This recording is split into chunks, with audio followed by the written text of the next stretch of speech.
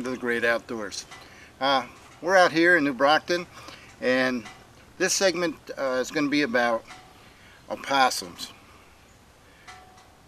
I think that opossum is probably one of the most misunderstood animals that there is in creation.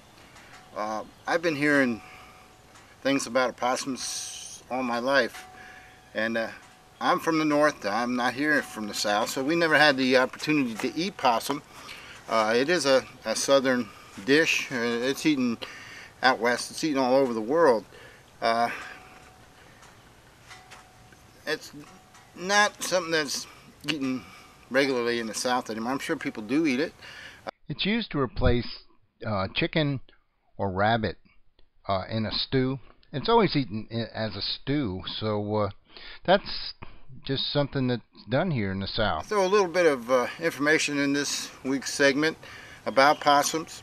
I think they're probably one of the most misunderstood animals out here in God's creation. And I think it's important that we know just exactly how to care for these creatures and to respect just how important they are in our ecology and our way of life. I was able to get these two photographs of a little guy while he was running around. He didn't pay any attention to me, and I just left him alone, and he just went on his merry way. He didn't try to snarl or do anything at me, and I didn't do anything at him. This is a young female who went to eat out of a cat's bowl.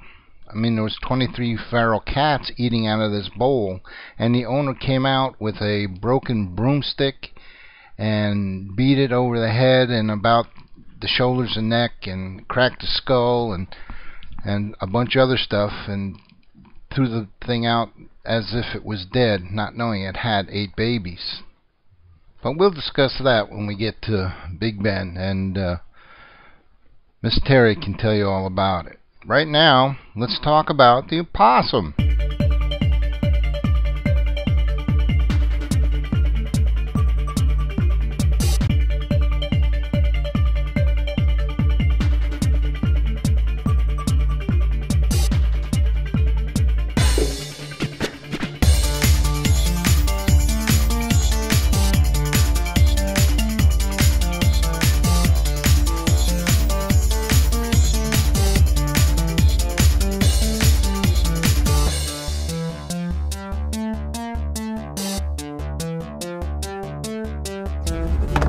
Probably two of the most famous possums showed up in the movie Ice Age 2.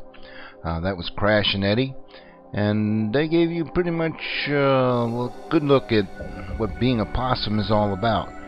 Well, not really, but they did become very famous. Even played possum in Volume 2. Let's start out with some opossum facts. North America's only marsupial, which is a female that has a pouch, a mammal. The female carries and nurses her young in her marsupium until they are about 2 to 3 months old. Then they are carried on her back another month or two wherever they go or away from the den. They are about the size of a cat, gray to black fur, black eyes, pink nose, feet and tail, black ears and pointed nose. They are very solitary and nocturnal, usually slow-moving. When frightened and unable to flee, may go into an involuntary shock-like state or playing possum. He may hiss or growl and show their 50 sharp teeth when frightened, but in reality they are gentle and placid.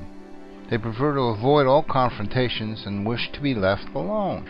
Opossums are omnivorous, which means they eat insects, snails, rodents, berries, overripe fruit, grasses, leaves, and carrion.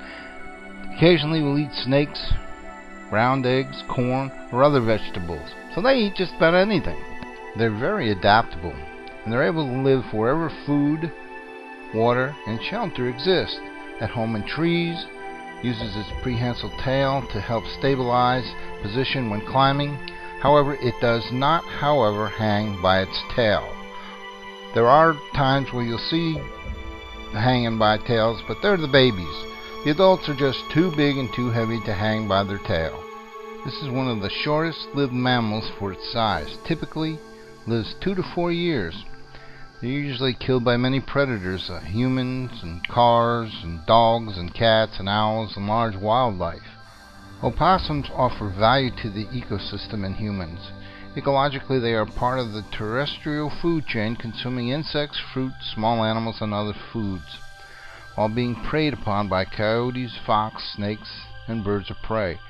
For humans, opossums not only add to the wonder of nature, such as their act of playing dead when threatened, or the mothers carrying their young on their backs, but also have a traditional source of food. Opossums have a remarkably robust immune system and show partial or total immunity to the venom of rattlesnakes, cottonmouths, and other pit vipers. Thanks to their lower blood temperature, rabies is almost unknown in opossums. The opossum lifespan is usually short. For a mammal its size, usually only 2 to 4 years. Senescence is rapid. Opossum's fur is quite soft and was once commonly used in bathtubs as a sponge. The North American species is the only opossum that plays dead. I hope this clears up some of the myths about possums, and we'll be right back.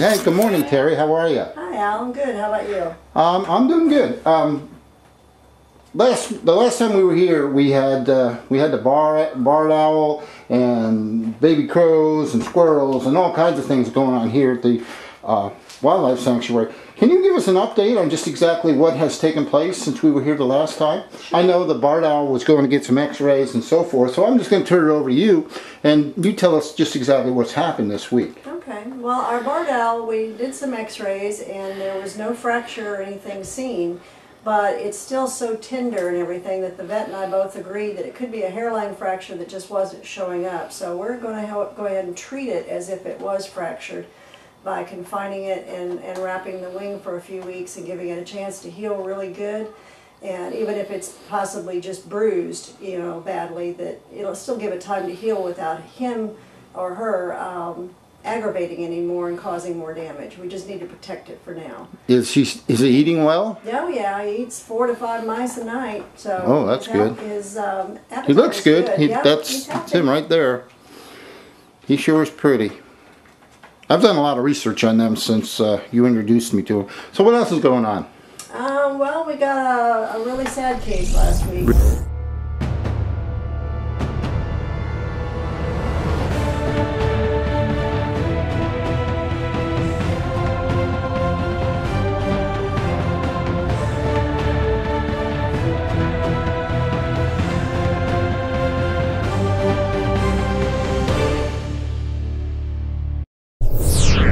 Really? A mama possum that there was a gentleman who had 26 feral cats that he was feeding on his front porch. So there was always cat food out, and this mama possum was just very, very hungry, and so she went up there on the porch and was getting some of that cat food too. But the owner did not want her on the porch, so he took a broken broom handle and tried to kill her by hitting her in the head. She had multiple holes in her head, and her skull was actually cracked. But and then he left her out on the side of the road to die or walk away. He just figured that would be it. But when he came back home, he found that she was still alive. She was still in the same spot because she was so injured, and he also realized that she had 8 beautiful babies on her. Oh, she did have the babies on her. Okay. So anyway, he and his wife decided that it was best to find some help, and so they contacted me and brought her over. And after a long discussion and everything, we have her and the babies, and Mama's doing better than what she was. She still has a severe balance issue, and I still think she has sight is starting to come back a little bit. She couldn't see anything when we first got her, and I'm sure that's because of the blows to the head. But she's starting to eat a little bit on her own yesterday and today, and she's starting to walk a little bit more too. So we're seeing improvement, but I still don't think she's out of the woods. So this possum just went to get something to eat, and had the baby. Do they carry the babies with them all the time? So anytime you see them, okay. And this guy started beating them. Did any of the babies sustain any injury from the beating? Luckily, no. They didn't. In fact, he and his son had seen the possum the night before, and they both thought it was the biggest possum they'd ever seen. And it's because she had some healthy babies in her pouch, and it just made her look fat. So I don't know why somebody would do something that horrible. I don't understand it. It's hard to believe that someone who actually sounds like they care about animals, because they got 26 feral cats, which is a little extreme. Why one little possum would get that wrath. Right. I mean, that's something that they will deal with. They're not aggressive unless they're cornered. They're just not aggressive, and there's all kinds of cases to where they have gotten with feral cat populations, and enjoyed the food right along with them. You know, I've heard stories to where people thought they were petting all the little cats that were eating, that they were managing, and it happened to be a possum amongst the group. So yeah, she was underweight. Initially, when I first got her, I noticed that she was very underweight. Now, how old do you think those babies were? The babies were probably about 8 to 10 weeks. 8, is that a normal size litter for possums? They can have more. I mean, they can actually give birth to, I think it's up to 21 has been the record, I think. They normally can only feed 13. I mean, they have 13 teats on them, but they don't all function properly. So whatever teats that she has that are functioning is basically how many is going to or could possibly survive. But you can see this is mommy's 8, and they're very healthy looking, and she's a good mama. She loves to snuggle with her babies, so after we feed them, a lot of times we'll put them in with mom so that she feels comfortable knowing where her babies are and that they're okay, and they love snuggling with her. How long do you usually have to take care of the babies before they're actually out on their own? We keep them usually till they're about 10 to 12 inches long. Some rehabbers will release them when they're about 7 inches long and everything, but I think we all just do it a little bit differently. You can kind of see whether they're eating on their own well, if they're being a little bit more independent and and not always staying with the group. But those are kind of signs that says that they're ready to go out on their own.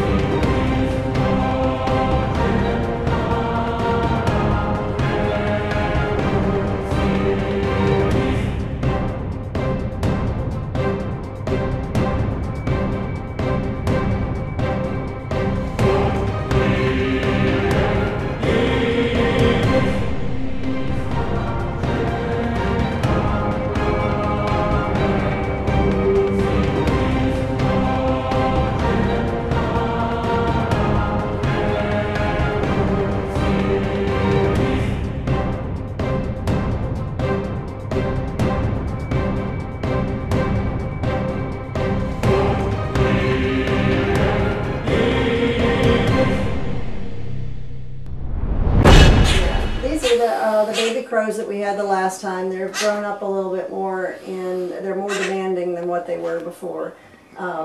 They're eating about every 45 minutes to an hour, and they go off when the alarm goes off too, and that's what you heard a little bit ago. But they're trying to tell me right now it's feeding time.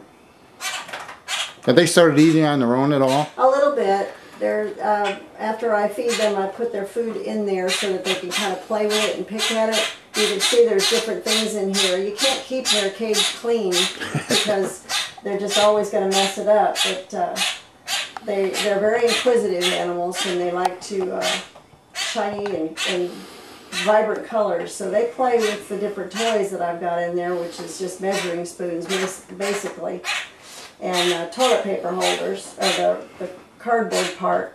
They've been playing with that as well. But yes, they are starting to play with the food a little bit too, and swallow it. But they're doing well. They're not ready to be released yet. Well, I got to tell you that it's really fantastic that you have so much knowledge about all these different animals, and that I guess it's something inbred in you that you know when they're ready to go, and you let them go. Well, we try, and there's a lot of resources out there, and I definitely don't know everything. Well, I see that the hummingbird is still with you. So tell us a little bit about what's been up with her this week. Well, we're still not seeing any improvement in the wing at all, but she seems to be healthy still. We're feeding her the little fruit flies that we can catch for her, and you can see that it's very difficult for her to get back up, but not impossible. But with just that one wing working, it throws their balance off when they try to move. So it's a little bit more difficult. But she's still eating well. As you can see, she still likes her nectar.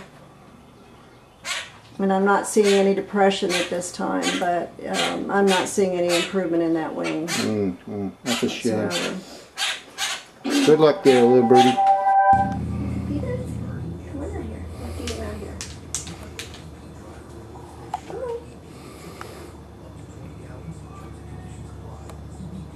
how many times I wash your bed, playing in the dirt always makes it dirty out here. Come on here.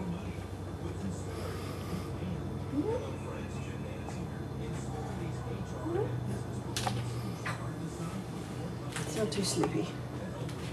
That's perfect right there.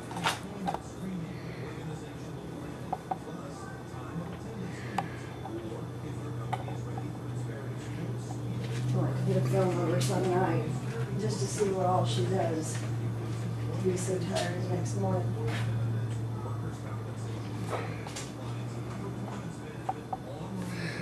Well, that's not hard to do.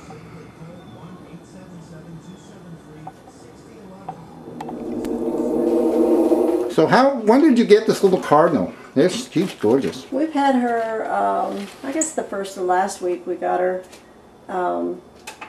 She had been attacked by a cat, and she had pretty nasty puncture wounds, and she lost all but one tail feather. Was rather sick. As you can tell, she's very vibrant and lively now. She has to wait till her tail feathers come in, which they should. She should replace them. We had one last year that took us about 2 months before it replaced all the wing primaries and the tail feathers. So this particular species does well about replacing them, as long as the follicles where those feathers are actually produced are not overly damaged. But she did have puncture wounds in her back and had lost some blood, but she's a fighter. So right now she's no longer on antibiotics, and she's eating well, and she just wants to get out of there. So we're going to transfer her now to one of the outdoor cages so that she can be a little bit more content.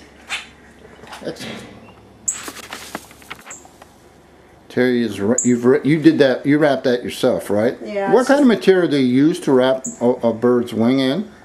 This is vet wrap. It does have a little bit of gauze on the area that was also injured, and she's been on antibiotics, but it's just a vet wrap that is a little bit stretchy, so it holds tight. but it breathes. It's not hot. You were taught how to do that, right? Let's say I find a bird and I've been over. I've seen Terry. She got birds wrapped with things. I can wrap it, and I don't know what I'm doing. And I wrap a wing. I would probably do more harm than good, wouldn't I? You could, yeah, especially if it's broken and you don't get it in the right position. So we need to bring it to you, and you'll take care of it from there. Because I don't have an X-ray machine or nothing. So okay, if you see an animal, especially a wild animal, and it's injured, please call, and the number here is 334-447-8110 or 8111. And you can ask for John or Terry, and they'll come and get the bird. If it's one that the rescuer is not comfortable getting and putting it in a box, then yes, we will come and help them rescue. But they can bring it here 24 hours a day if they wanted to? Yes, they can.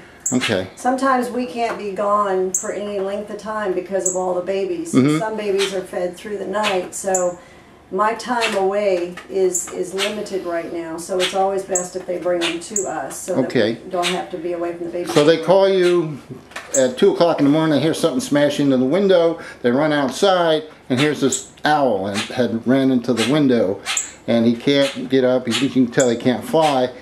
They should pick up the phone and call you, and they can bring the bird here. Right. All right.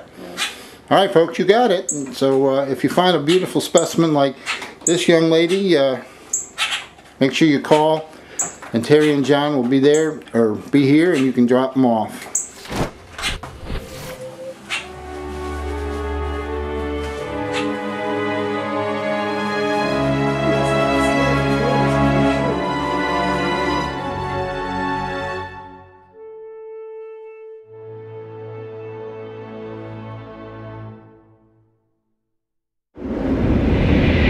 This is Dia Davis. She's one of our volunteers. And Dia, how do you spell that? D-E-A. D-E-A, Davis, D-A-V-I-S. Yeah. And Dia is a natural. She's got a lot of skill and stuff that just comes naturally for the animals. So I've been able to rely on her to do things that it would take a few weeks for somebody to learn and to feel comfortable with it. Excellent. How many days a week do you come here and volunteer, Dia? Whenever I get a call. It's usually around 2 or 3 days a week. Okay. Great. Glad to have you aboard.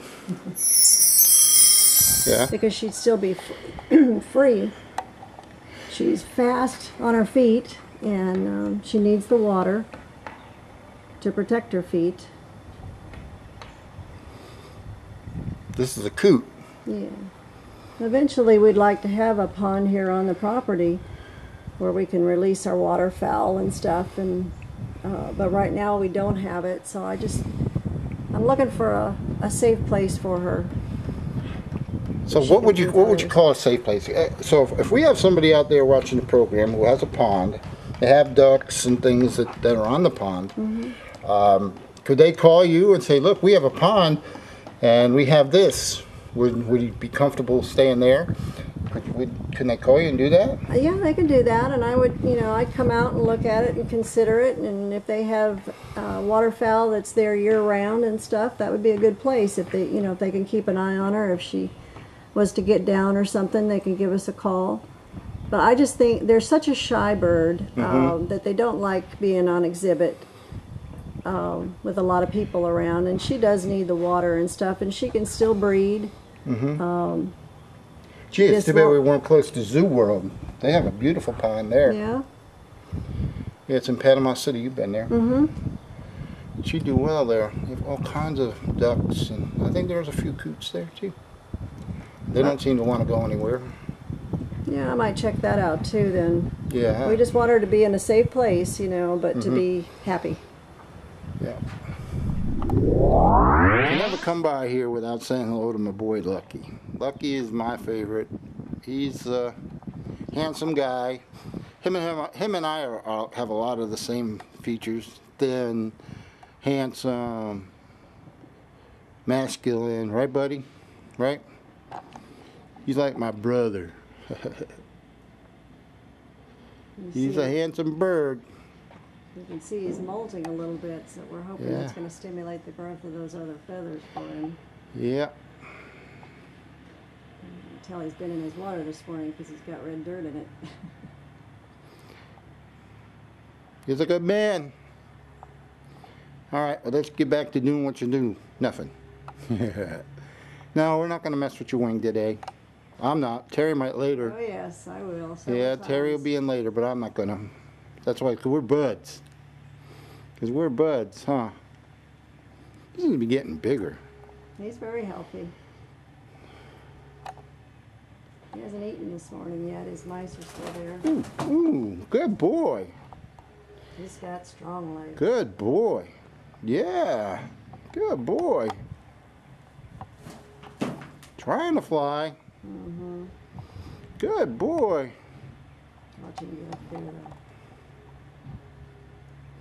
Good boy. Lucky's a good boy. Come on, let's see it. Let's see it. Come on, get up there. Get up there. Don't be afraid. Do it. Go, man. Jump. Jump. Jump. Jump. Nobody's gonna get you. Atta boy. Oh, good boy. Good boy. Yeah. So do you think this is the way? Well, that's going to do it for us here at the Big Bend Wildlife Sanctuary. What another great week. I love coming over here and spending time with Terry and John and all the animals and things. There's really a lot going on here every day. And if you're really interested and you live in the Wiregrass area, swing by and see John and Terry and help out.